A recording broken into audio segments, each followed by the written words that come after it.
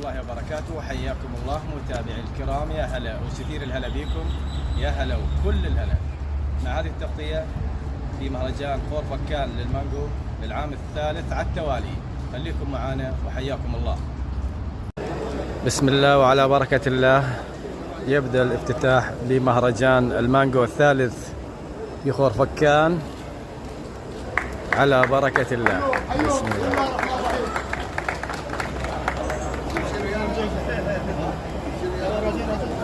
طبعا مهرجان خور فكان الثالث للمانجو وأنواع متعددة من المانجو.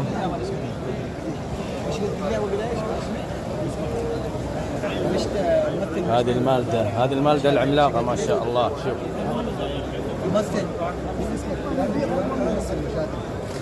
أنواع مميزة.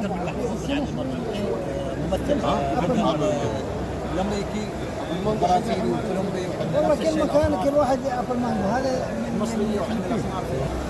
واخونا الاستاذ سعيد المعيلي ملك المانجا من دولة الامارات وانتاج مميز.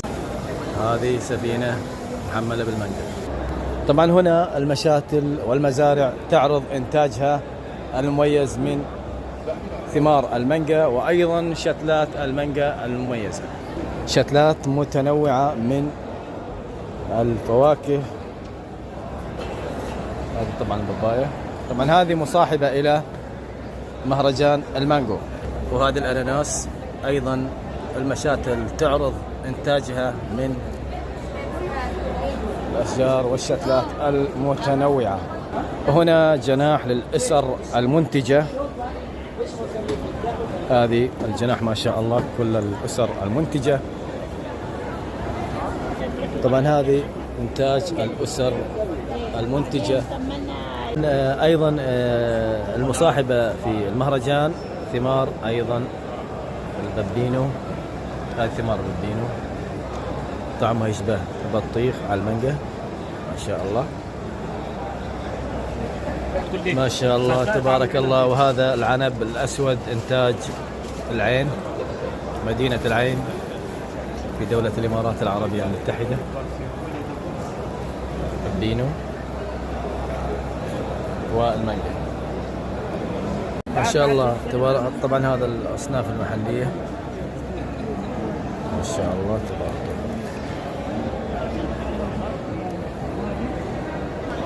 وأيضا ضمن الحضور حبيب ومهيب في مهرجان المانجو للعام الثالث. طبعا هنا أيضا المزارع، هذا إنتاج المزارع من التين ما شاء الله، أحجام مميزة، ومن الرطب أيضا إضافة إلى المانجا. أيضا يحظى هذا البرنامج بتغطية إعلامية من القنوات.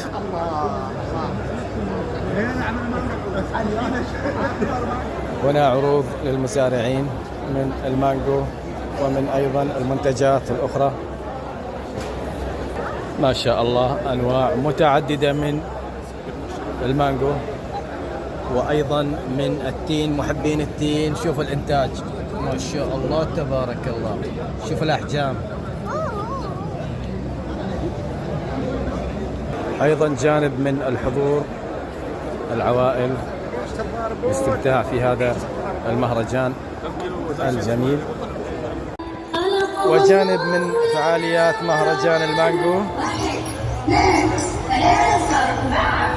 هذه زهور في المزرعة فهي مصروفة كما نراها، خلقه الله لنا ورعاها.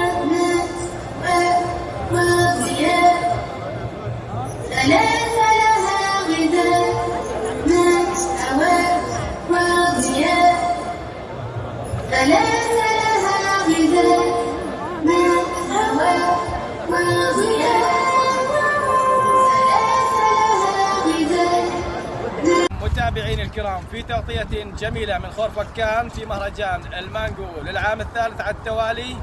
نلتقيكم في العام المقبل بإذن الله تعالى. مبارك الزهيري، خور فكان.